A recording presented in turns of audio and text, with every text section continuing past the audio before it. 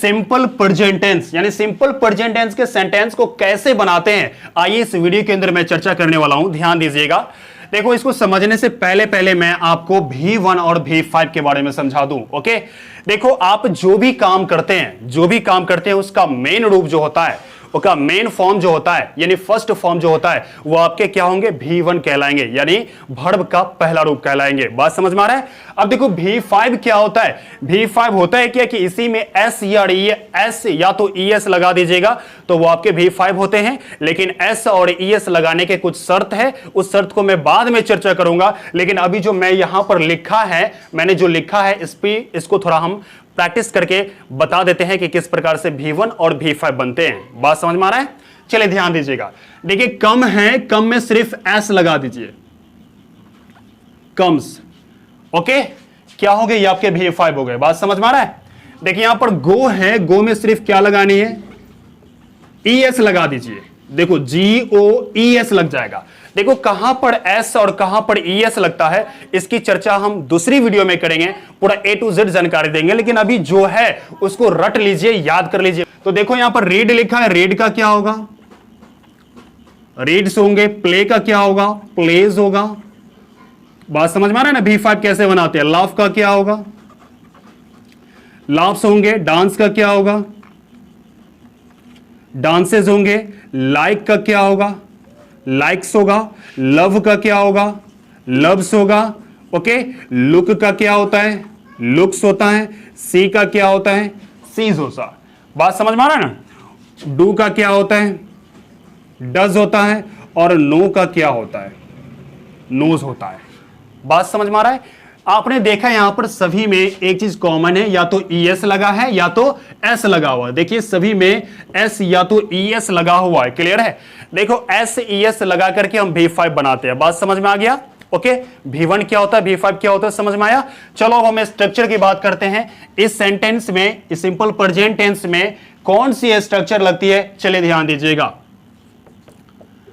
देखो, सबसे पहले तो आपको सब्जेक्ट लगेंगे। ओके, सब्जेक्ट बताने की जरूरत नहीं है, तो आप जानते ही है। ओके, उसके बाद हमें V1 या तो V5 लगानी है, उसके बाद ऑब्जेक्ट लगानी है। क्लियर है? इतना चीज समझ में आया? और देखो, इस तरह के स्ट्रक्चर में का यूज तब करेंगे जब हिंदी के लास्ट में ता है या ती है या तो ते है, लगा रहता है, तब जाकर के हम इस स्ट्रक्चर का यूज करेंगे, यानी सिंपल प्रेजेंट टेंस का यूज करेंगे। ओके, चलिए ध्यान दीजिएगा कैसे करेंगे। एक एग्जांपल लेते हैं, जैसे कि देखिए, वह जाता है। ओके, देखिए, ये जो मैंने अभी सेंटेंस लिखा है, इस सेंटेंस को समझने से पहले मैं एक चीज बता दूं आपको कि ही,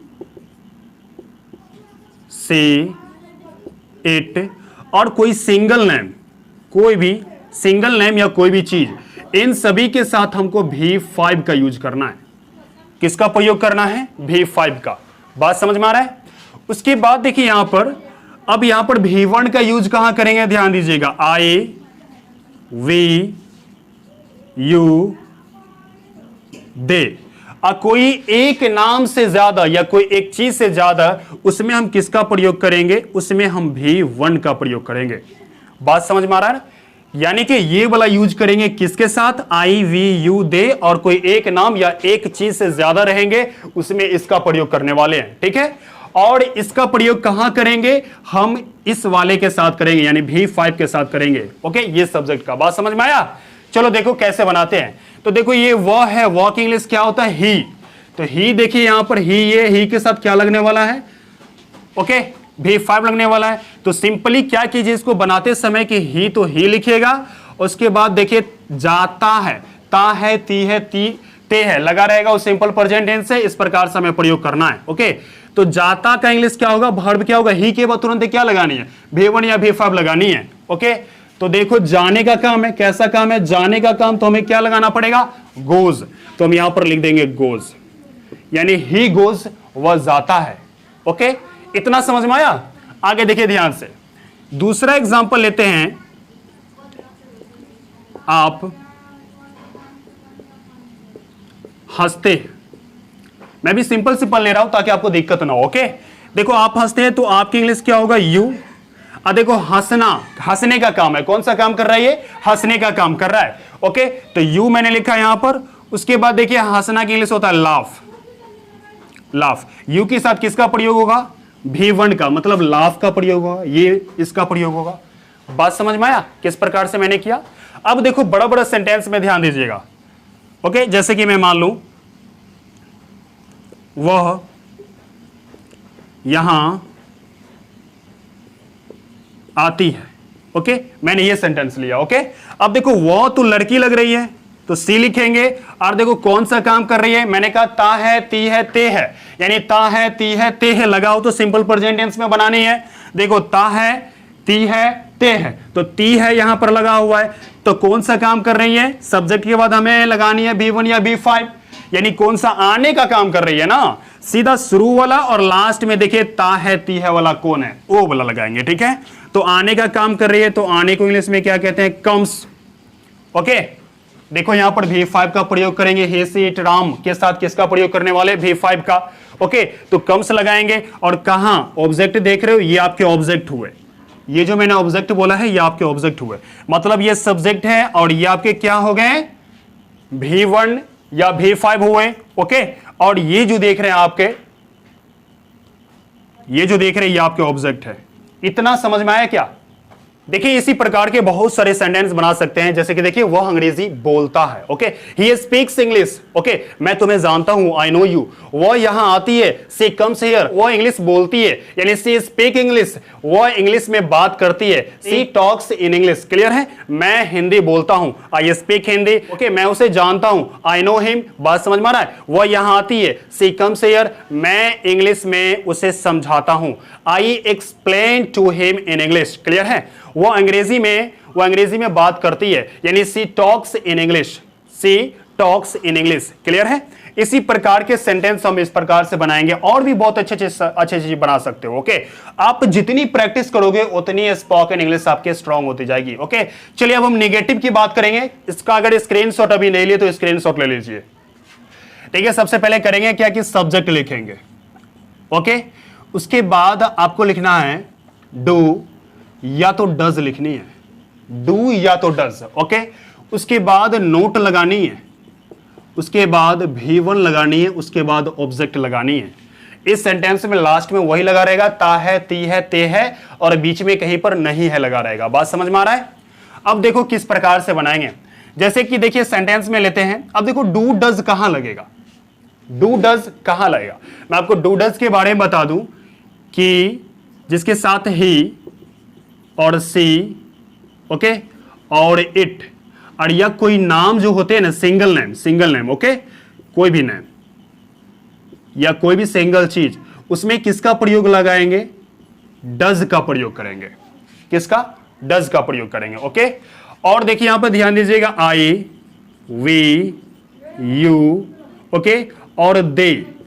कोई भी एक नाम से ज्यादा, यानी मोर देन वन नेम और वन थिंग, उसके साथ किसका प्रयोग करेंगे? हम डू का प्रयोग करेंगे। क्लियर है? इतना चीज समझ में आया? चलो ठीक है, अब देखिए किस प्रकार से सेंटेंस बनाएंगे। जैसे कि यहां पर देखिए वह हिंदी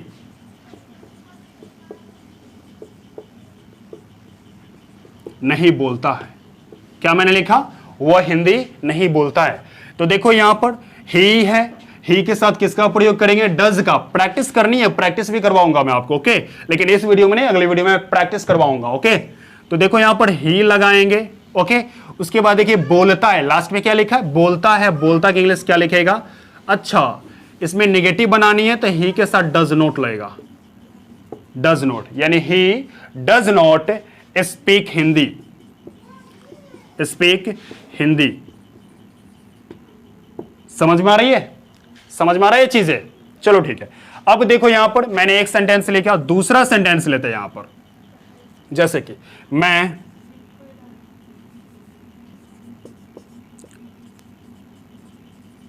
आपको नहीं जानता हूं, मैं आपको नहीं जानता हूं। इसकी सेंटेंस कैसे बनाएंगे? आई सीधा आई लिखिए। अच्छा, जानना की इंग्लिश क्या होती है, सॉरी नेगेटिव है तो नेगेटिव में किसका प्रयोग करेंगे, डू नॉट का प्रयोग करेंगे, ठीक है, या डज नॉट का प्रयोग करेंगे। आई के साथ डू नॉट लगता है तो डू नॉट लगाएंगे। Okay, I do not know you. Okay, बात समझ में आ रहा है, मैं तुम्हें नहीं जानता हूं। देखो, जब आप धारा प्रभाव बोलने की कोशिश कीजिएगा, ठीक है, तो आपको यहां पर लिखा है डू नॉट या डज नॉट, ठीक है, तो डू नॉट और डज नॉट की जगह पर आप ये भी लिख सकते हैं, जैसे डू प्लस नॉट है, डू नॉट की जगह पर हम लिख सकते हैं डोंट। बात समझ में आ रहा है। अच्छा, डज नॉट की जगह पर क्या लिख सकते हैं, हम डजंट लिख सकते हैं। बोलिए, क्या लिख सकते हैं, डजंट। ओके, प्रैक्टिस कीजिएगा तो धीरे धीरे आ जाएंगे बातें आपके जबान पर। बात समझ में आ रहा है। चलो ठीक है, मैं इसका 4-5 सेंटेंस बोल के दिखाता हूं किस प्रकार से करेंगे। जैसे कि देखिए, वह उसे प्यार नहीं करता है, क्या बोलेंगे, he does not love him, he does not love her. Clear है, बात समझ में आ रहा है। मैं तुम्हें नहीं बताता हूं। Okay, I do not tell you, I do not tell you, मैं इंग्लिश में नहीं समझता हूं, I don't understand in English. Okay, वह हिंदी बोलना नहीं जानती है, she does not know how to speak Hindi. बात समझ में आ रहा है जी। देखिए, अब इसी का इंट्रोगेटिव कैसे बनाएंगे, ध्यान दीजिएगा। सबसे पहले डू या डज सब्जेक्ट से पहले लगा दीजिएगा, यानी डू या डज सब्जेक्ट से पहले लगा दीजिएगा, ठीक है, उसके बाद आप इंट्रोगेटिव बना पाइएगा। जैसे कि मैं हर रोज, क्या मैं हर रोज नहाता हूं, do I take bath every day. Clear है, क्या मैं सोचता हूं, डू आई थिंक, क्या मैं जाता हूं, डू आई गो, क्या मैं पढ़ता हूं, डू आई रीड, क्या मैं मैथमेटिक्स पढ़ता हूं, डू आई रीड मैथमेटिक्स, क्या मैं छोटे बच्चों को पढ़ाता हूं, do I teach the small children, क्या हम लोग इसे देखते हैं, do we see them. Clear है, तो सबसे पहले हमको क्या करना है, डू या डज पहले लगाएंगे, डज उन्हीं के साथ लगाइएगा जो ही सी इट राम था, ही सी इट, कोई एक ही नेम, कोई एक चीज हो, उसके साथ किसका प्रयोग करेंगे, हम डज का प्रयोग करेंगे, और बाकी सभी के साथ किसका प्रयोग करेंगे, डू का प्रयोग करेंगे। ओके, बात समझ में आ रहा है। चलो ठीक है, अब देखो यहां पर ये चीज समझ में आ गया होगा आपको कि नेगेटिव कैसे बनाते हैं, अफर्मेटिव कैसे बनाते हैं और इंट्रोगेटिव कैसे बनाते हैं। ओके, और अगली वीडियो में मैं इसी चीज का प्रैक्टिस करवाने वाला हूं, तो अगली वीडियो के लिए आप हमारे इस वीडियो को लाइक कर लीजिएगा, और चैनल पर पहली बार आए हैं तो चैनल को जरूर सब्सक्राइब कर लीजिएगा, ताकि अगली वीडियो का नोटिफिकेशन टाइम से आपको मिल जाए। ओके, चलो आज के लिए मैं इतना ही, फिर मिलते हैं अगली वीडियो में।